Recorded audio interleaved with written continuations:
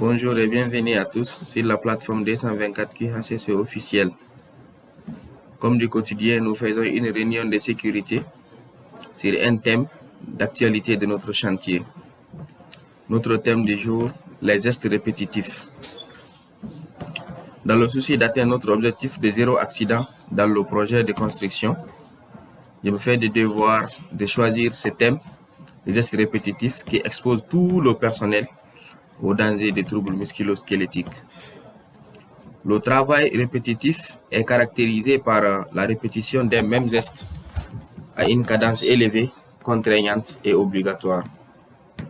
Par exemple, la pose des carreaux, l'utilisation d'une scie menuisier, pose de briques, utilisation d'une pelle, utilisation d'un marteau. Ce sont les risques les plus avérés que nous pouvons enregistrer au niveau des gestes répétitifs. Les effets sur l'homme ou les risques potentiels sont la dégradation des muscles et des tendons suite à une manutention manuelle hors norme. On peut aussi souligner la dégradation des nerfs, la dégradation des os et la douleur articulaire.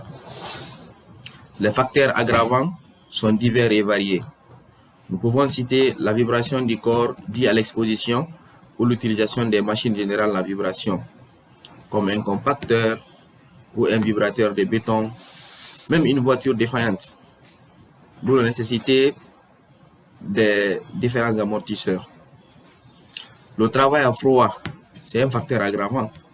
Les exercices brusques ou permanents de l'effort musculaire.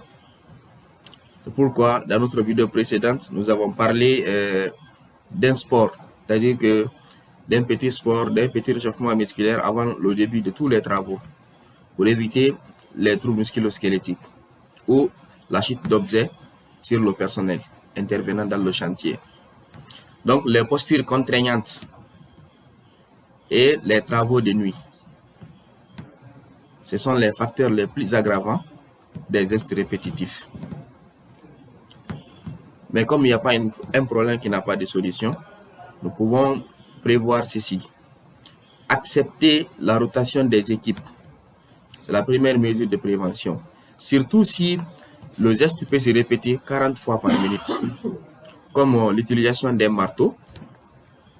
Nous avons déjà signalé ça au niveau de l'introduction. Ou l'utilisation des tournevis ou des trouelles. Si l'exercice est nécessité plus de 40 fois par minute, il faut forcément accepter une rotation des équipes avant les 8 heures. Faire régulièrement le réchauffement musculaire, soit avant les travaux ou après les travaux pour préparer une bonne journée de travail. Prendre et déplacer les charges selon les normes de 25 kg pour un jeune de 25 à 40 ans et 12 kg pour un homme âgé plus de 40 ans et les femmes. Adopter les bonnes positions lors des travaux. Tant que c'est possible de prendre de très bonnes positions pour éviter les lombalgies, les troubles musculo-squelettiques, adoptez-le. Donc, éclairage suffisant de la zone d'intervention. C'est une mesure de prévention qui est très efficace. Il faut éviter les ombres. Respect strict du temps de repos indiqué sur le permis et autorisation de travail.